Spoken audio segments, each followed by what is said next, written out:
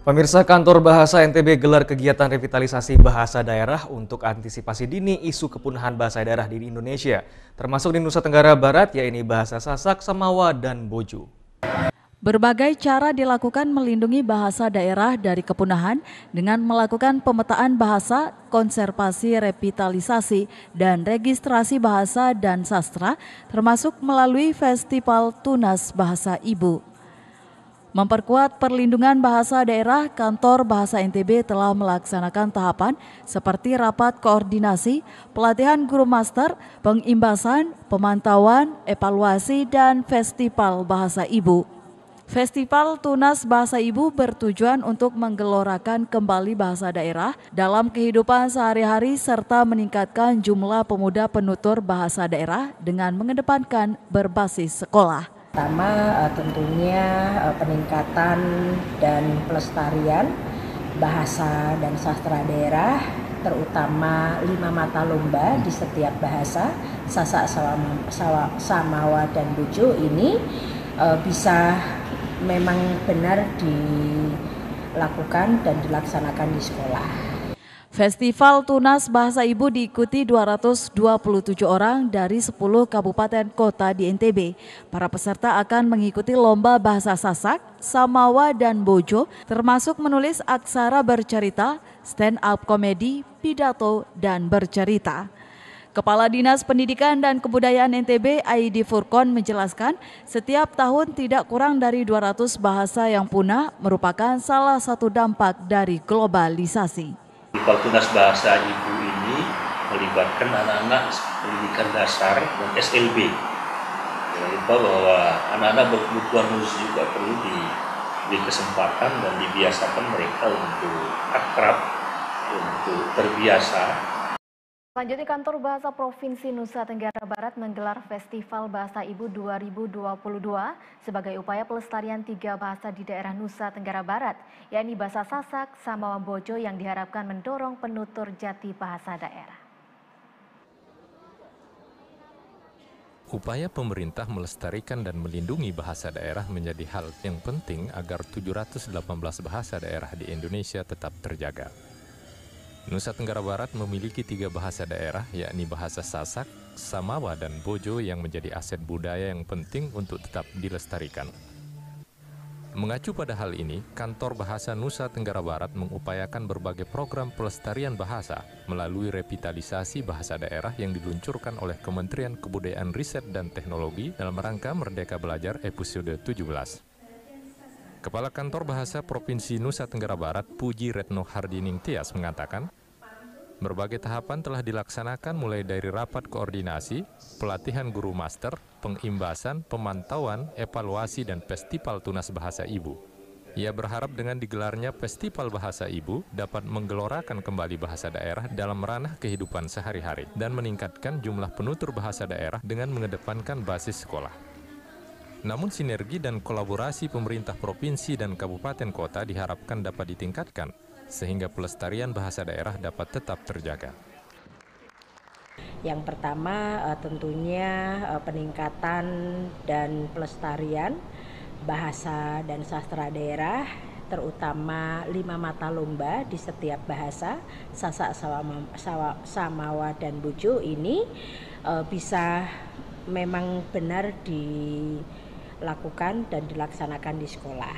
Itu yang pertama. Kedua, penutur jati terutama anak-anak SD dan SMP akan mencintai bahasa dan sastra Sasak, Samawa, Bojo, dan terutama pada mata lomba menulis aksara Sasak, sastra Jontal, dan aksara Bojo ini dapat dikembangkan, tentunya bagaimana diimplementasikan di sekolah.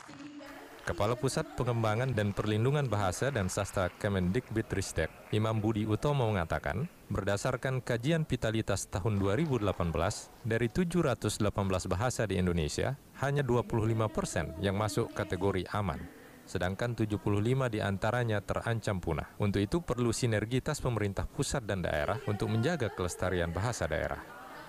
Ia mengapresiasi upaya Kantor Bahasa Provinsi Nusa Tenggara Barat menggelar Festival Bahasa Ibu sebagai... Sementara itu, pemirsa, Kepala Kantor Bahasa Provinsi Nusa Tenggara Barat menutup secara resmi Festival Tunas Bahasa Ibu yang telah digelar selama 3 hari. Kegiatan ini akan tetap dilaksanakan dengan memperluas cakupan revitalisasi bahasa daerah di Nusa Tenggara Barat. Setelah 3 hari pelaksanaan Lomba Festival Tunas Bahasa Ibu, Kantor Bahasa Nusa Tenggara Barat menutup kegiatan ini dengan penyerahan piala dan penghargaan kepada para pemenang lomba yang terbagi dalam 5 kategori, yakni lomba menulis dan membaca aksara bahasa daerah, bercerita bahasa daerah, stand-up komedi bahasa daerah, pantun bahasa daerah, dan puisi bahasa daerah. Kegiatan lomba ini diharapkan dapat dilaksanakan setiap tahun sebagai wadah bagi pelestarian bahasa daerah. Kepala Kantor Bahasa Provinsi NTB Puji Retno Hardining Tias mengatakan, untuk tahun selanjutnya, Festival Tunas Bahasa Ibu akan digelar dengan penambahan 2 mata lomba, yakni tembang bahasa daerah dan menulis cerita dan puisi bahasa daerah. Ia mengakui pada tahun 2023, sosialisasi revitalisasi bahasa daerah akan lebih digiatkan, tidak hanya berbasis sekolah namun juga melibatkan lembaga adat dan pegiat bahasa daerah di Nusa Tenggara Barat.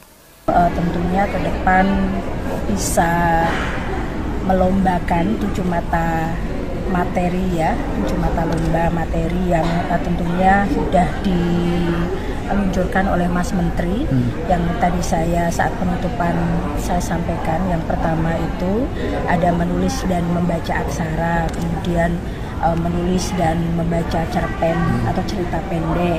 Kemudian ada komedi tunggal ya, stand up komedi, ada berpidato, ada bercerita, dan tentunya ada menulis dan membaca puisi.